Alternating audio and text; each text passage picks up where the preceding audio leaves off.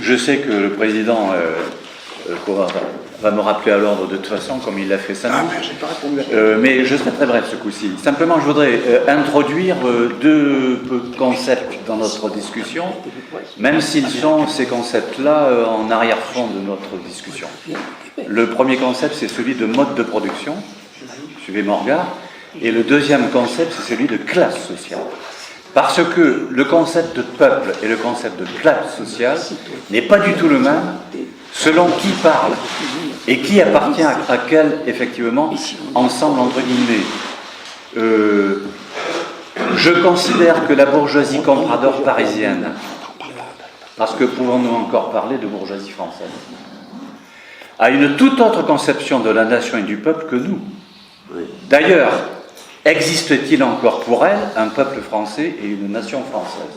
C'est à discuter, ça. Moi, j'ai ma réponse. Je pense que vous avez la vôtre.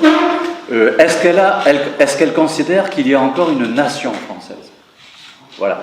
Donc tout ça doit entrer, je pense, dans notre réflexion pour effectivement essayer de tracer un chemin. Et le peuple français, il existe toujours, lui. Puisque si vous prenez les grands sociologues aujourd'hui qui ont étudié la question, vous vous rendez compte que, allez, on va dire 95% du peuple français, c'est quoi? C'est des salariés, c'est des employés, c'est des classes moyennes, c'est des gens qui n'ont aucune partie liée avec la propriété privée des grands moyens de production, et ce sont des gens qui ont objectivement intérêt à ce que le système politique change. Voilà. Et donc, je pense que c'est des éléments, à mon avis, qu'il faut peut-être mettre dans notre réflexion.